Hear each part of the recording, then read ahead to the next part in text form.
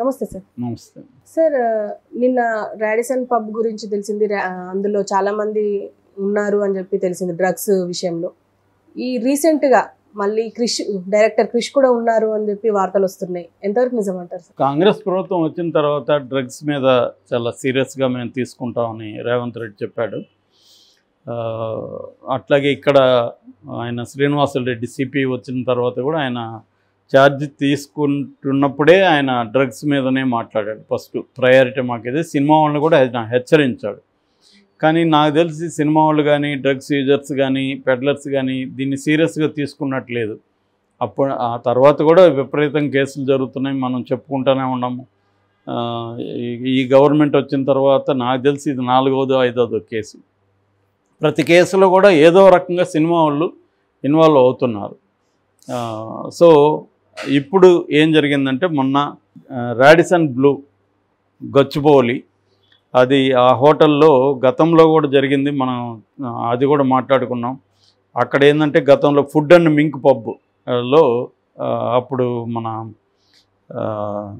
అమ్మాయి పేరు నిహారిక నాగబాబు కూతురు ఉగాది టైంలో వెళ్తే ఉగాది పచ్చడి కోసం వెళ్ళిందని అప్పట్లో వచ్చాయి. అక్కడ డ్రగ్స్ పట్టుబడినారు. అప్పుడు ఈ పబ్కి లైసెన్స్ కూడా క్యాన్సిల్ చేశారు. అయితే మళ్ళీ వీళ్ళు లైసెన్స్ తీసుకుని 24 గంటలు మద్యం సరఫరాకు కూడా మళ్ళీ లైసెన్స్ తీసుకున్నారు. దానికి 56 లక్షల ఫండ్ ట్యాక్స్ కూడా కట్టామని చెప్తున్నారు.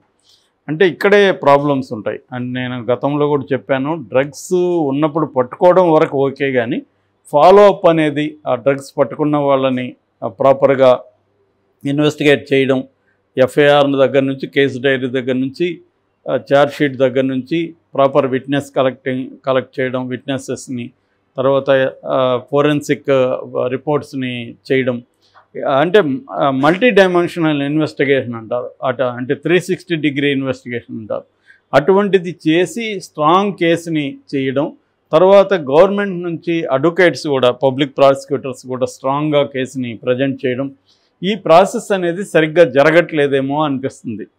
బయట అంటే మనం లోతుగా వెళ్ళి అబ్జర్వ్ చేయకపోయినా మనకు బయట అబ్జర్వ్ చేస్తే ఈ ప్రాసెస్ పకడ్బందీగా లేదు. పట్టుకునే వరకు వీళ్ళు పట్టుకోగలుగుతున్నారు, కానీ తర్వాత లేదు. తర్వాత కానీ ఉంటే వీళ్ళు మళ్ళీ నేరాలు చేయడానికి ధైర్యం ఉండదు. అది లేదు కాబట్టి వీళ్ళు ఏంటంటే మహా అంటే పట్టుకుంటారు, 4 రోజులు మీడియాలో వస్తుంది, తర్వాత మళ్ళీ మేనేజ్ చేసుకోవచ్చు అనేదే కనిపిస్తుంది. ఆ మధ్య కూడా ఇక్కడ మేనేజ్ చేసిన పంజాగుట్ట పోలీస్ స్టేషన్లో 86 మందిని బదిలీ చేశారు. దాన్ని బట్టి అర్థం చేసుకోవచ్చు ఏ స్థాయి కరప్షన్ పోలీస్ స్టేషన్లలో ఉంది అని. సో అది కరెక్ట్ చేయకుండా రేవంత్ రెడ్డి హంకారాలు చేస్తే లాభం లేదు. ఈ సిస్టమ్స్ని క్లీన్ చేయాలి, వాటిని ట్రాన్స్పరెన్సీ పెంచాలి. అవి చేయకపోతే ఇవన్నీ ఏంటంటే డ్రామాకే పనికొస్తాయి. సినిమా వాళ్ళు కూడా ఉన్నారని చెప్పడానికి డ్రామాకే.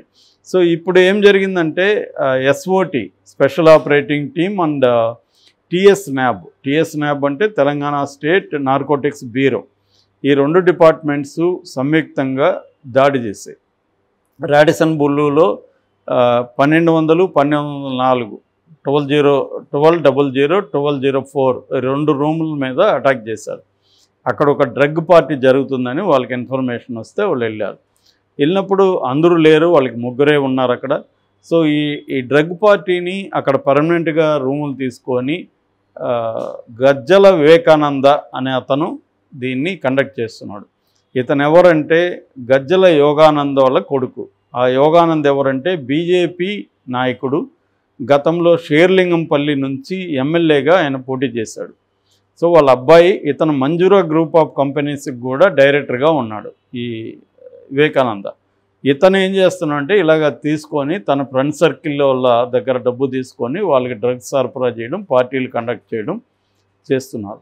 ఇందులో ప్రధానంగా వాళ్ళకి కొకైన్ వాడే పౌడరు, తర్వాత దానికి సంబంధించిన పాలిథిన్ షీట్స్ అట్లాంటివి దొరికాయి పోలీసులకి, కవర్స్ అవన్నీ. సో ఈ గజ్జల వివేకానంద రెడ్డి పారిపోతే ఇంటి దగ్గర నుంచి పట్టుకొని అతనికి డ్రగ్ టెస్ట్ చేశారు. ఆ టెస్ట్లో ఇతను బయటపడ్డాడు. యాక్చువల్గా ఆ మధ్య కూడా మనకి జనవరి 1కి సంబంధించి కూడా డ్రగ్ ఎట్లాగైతే బ్రెత్ అనలైజర్స్ ఉన్నాయో డ్రగ్ కూడా అప్పటికప్పుడే చెప్పేసే ఇది కూడా ఎక్విప్మెంట్ కూడా తెప్పించారు. అయినప్పటికీ కూడా దాని ద్వారా ఎంతమందిని పట్టుకున్నారనేది మనకి ఇంకా తెలియదు. ఏదేమైనా ఇతనికి ప్రాపర్గా టెస్ట్ చేస్తే ఇతను డ్రగ్ అబ్యూజ్ బయటపడింది. దాంతో అతను కన్ఫెషన్ కూడా అయ్యాడు. దాంతో మొత్తంగా ఇప్పుడు 9 మంది మీద కేసు పెట్టారు. 9 మంది అరెస్ట్ అయ్యారు. అందులో 2 ఉమెన్ కూడా ఉన్నారు. ఇంకా లిషి అనే ఒక అమ్మాయి, నిన్న కూడా చెప్పుకున్నాం. లిషి అంటే లిషి గణేష్ ఆమె, వాళ్ళక్క కుషిత లేదు. కానీ గతంలో కూడా ఇలాంటి జరిగినప్పుడు వాళ్ళక్క మేము అదేదో బజ్జీ తినడానికి వెళ్ళామని చెప్పింది. సో ఇది కూడా ఇప్పుడు బజ్జీ తినడానికి ఇక్కడికి వెళ్ళారని మీమ్స్ పెడుతున్నారు. లిషి, శ్వేత, సందీప్ ముగ్గురు దొరకట్లేదు. చరణ్ అనే అబ్బాయి బెంగళూరులో దొరికాడు. గజ్జల వివేకానంద, కేదారు, నిర్భయ్ వీళ్ళు అరెస్ట్ అయ్యారు. ఈ కేదార్ ఎవరంటే ఇతను ప్రొడ్యూసర్. గతంలో ఆనంద్ దేవరకొండతో ఒక సినిమా అనౌన్స్ చేశాడు. విజయ్ దేవరకొండ సుకుమార్తో కూడా సినిమా తీస్తున్నా అన్నాడు. మన Bunny alias Allu Arjun business partner అని చెప్తున్నారు. ఇతని పేరు చిలగంశెట్టి కేదార్నాథ్ పూర్తి పేరు. సో ఈ కేదార్నాథ్ కూడా అరెస్ట్ అయ్యాడని చెప్తున్నారు. అతనికి కూడా టెస్ట్ చేస్తే డ్రగ్స్ తీసుకున్నాడు. ఇప్పుడు ఇంకొక వార్త ఏం వైరల్ అవుతుందంటే డైరెక్టర్ క్రిష్ కూడా ఇక్కడ ఉన్నాడు అని. అయితే డీసీపీ వినీత్, మాదాపూర్ డీసీపీ వినీత్ నిన్న ప్రెస్ మీట్లో ఏం చెప్పాడంటే అతను ఈ పార్టీలో పార్టిసిపేట్ చేసినట్టయితే మాకు ఇన్ఫర్మేషన్ లేదు, కానీ అక్కడ వాళ్ళ ఫ్రెండ్ కలవడానికి వచ్చి తర్వాత డ్రైవర్ వచ్చినాక అతను వచ్చేసానని చెప్తున్నాడు. అయినా కూడా మేము అతను విచారణకు పిలిచాము, డ్రగ్ టెస్ట్కి కూడా పిలిచాము. అతను వస్తానన్నాడు, డ్రగ్ టెస్ట్ కూడా చేసుకుంటానన్నాడు అని చెప్తున్నారు. అంటే ఒక్కోసారి ఏం జరుగుతుందంటే అదే హోటల్లో కాకతీయంగా వేరే పనులు ఉన్నప్పుడు కూడా వెళ్ళొచ్చు మనం. ఎందుకంటే ఈ రాడిసన్ బ్లూలో సినిమా హీరోలు, క్యారెక్టర్ ఆర్టిస్టులు రకరకాలు దిగుతుంటారు. అక్కడ డిస్కషన్లు జరుగుతుంటాయి. అంటే కొన్ని రకాల హోటల్లో కంఫర్టబుల్గా ఉంటే వాటికే వెళ్తుంటారు సినిమా వాళ్ళు కూడా. అక్కడ మన పక్క రూమ్లో ఏం జరుగుతుంది మనకు ఎలా తెలుస్తుంది? కాబట్టి అటువంటిది ఏమైనా ఉండొచ్చు అనేది అంటున్నారు. క్రిష్ అయితే తీసుకున్నట్టు, డ్రగ్స్ తీసుకున్నట్టు తమ విచారణలో ఇప్పటివరకు ఎవరు కూడా చెప్పలేదని చెప్తున్నారు. బిగినింగ్లో ఏమో మన రోసయ్య మనవడు కూడా ఉన్నట్టు అని చెప్పారు, కానీ తర్వాత దాని గురించి ఎవరు మాట్లాడలేదు. సో ఇప్పుడు వీళ్ళ మీద ఎన్డీపీఎస్ యాక్ట్ కింద కేసు నమోదు చేసి 9 మందిని కోర్టుకు పెట్టాము, జైలుకి పంపించామని చెప్తున్నారు. మరి ఇంకా విచారణలో ఏమేమి జరగబోతుంది అనేది మనం చూడాలి. రెండోది ఏంటంటే ఈ రాడిసన్ బ్లూ వాళ్ళ మీద కేసులు పెట్టారా లేదనేది ఇప్పటివరకు తెలియట్లేదు. ఎందుకంటే అక్కడ కండక్ట్ చేస్తున్నప్పుడు వాళ్ళు కూడా బాధ్యత తీసుకోవాల్సింది.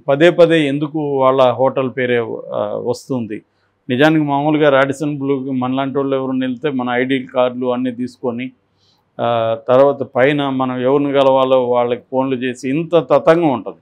మరి ఇది ఇంతమంది రెగ్యులర్గా పార్టీలు చేస్తుంటే ఆ రూమ్లో ఏం చేస్తున్నారు వీళ్ళు, ఏం జరుగుతుంది అనేది వీళ్ళకి తెలియకుండా ఎలా జరుగుతుంది? నిఘా వ్యవస్థ ఉంటుంది, సీసీటీవీలు ఉంటాయి, వాళ్ళు ఎక్కేటప్పుడు ఎలా వస్తున్నారు, డ్రగ్స్ వేసుకున్నాక ఎలా వస్తున్నారు తెలుస్తుంది. సో తెలియకుండానే చేస్తున్నారా? రెండోది పారిపోయేదానికి కూడా వాళ్ళు కోఆపరేట్ చేస్తారని చెప్తున్నారు. ఎందుకంటే వెనక నుంచి దాంట్లోకి బేస్మెంట్లోకి వెళ్ళి అక్కడ నుంచి పారిపోయారని చెప్తున్నారు వీళ్ళు వెళ్ళే లోపల. అంటే వీళ్ళు వెళ్ళగానే ఇక్కడ నుంచి ఇన్ఫర్మేషన్ వెళ్ళిపోయి ఉంటుంది వాళ్ళకి రూమ్లోకి. అలాంటి ఒక సిస్టమ్ కూడా వాళ్ళు ముందే ప్లాన్ చేసుకుంటారు. ఒకవేళ పోలీసులు వస్తే మాకు ఇన్ఫర్మేషన్ ఇచ్చేయండి అని. అలాగే ఇన్ఫర్మేషన్ వెళ్ళిపోయి పారిపోయారు అందరూ. సో వీళ్ళని ఇప్పుడు పోలీసులు ఏంటంటే ఇది వీళ్ళని పట్టుకోవాల్సి ఉంది, పట్టుకున్నాక ప్రాపర్గా కేసుని చేయాల్సి ఉంది. రెండోది దీనికి ఒక కింగ్ పిన్ ఉన్నాడు, అతను సయ్యద్ అబ్బాస్ అలీ. ఇతను దాదాపు 10 సార్లు ఈ వివేకానందకి డ్రగ్స్ సప్లై చేసినట్టు చెప్తున్నారు. అతన్ని కూడా అదుపులోకి తీసుకున్నామని చెప్తున్నారు పోలీసులు. సో నిజానికి అతని ద్వారానే మొత్తం కూడా డొంకంతా కూడా కదపచ్చు వీళ్ళు. ఎందుకంటే అతనికి ఎక్కడి నుంచి వస్తున్నాయి, అతను ఎక్కడి నుంచి వీళ్ళకి సప్లై చేస్తున్నాడు అంటే మెయిన్ సప్లయర్ ఎవరు? మామూలుగా అయితే పూణే నుంచి, బెంగళూరు నుంచి, గోవా, ఈ 3 ప్లేసులు మెయిన్గా గోవా, తర్వాత బెంగళూరు కూడా ఈ మధ్య బాగా వినిపిస్తుంది. అక్కడి నుంచి డ్రగ్స్ వస్తున్నాయన్నమాట. ఎందుకంటే సముద్రం దగ్గర ఉండడం, సముద్రం ద్వారా వీటిని తీసుకురావడం, ఇవన్నీ. ఇది కొకైన్, గాంజా కాదు. మామూలుగా గాంజా అయితే మామూలుగా మనకి ఎన్డీపీఎస్ చట్టం ఏం చెప్తుందంటే 2 సింపుల్ డ్రగ్స్ తక్కువ క్వాంటిటీ ఉన్నదాన్ని ఒక రకమైన శిక్ష ఉంటుంది, కమర్షియల్ క్వాంటిటీ ఉంటే సివియర్ పనిష్మెంట్ ఉంటుంది అన్నమాట. సో ఇది కమర్షియల్ క్వాంటిటీ అని చెప్తున్నారు. సో దీనికి ఈ కేసు ఫర్దర్గా ఎలా ముందుకెళ్తుంది అనేది చూడాలి.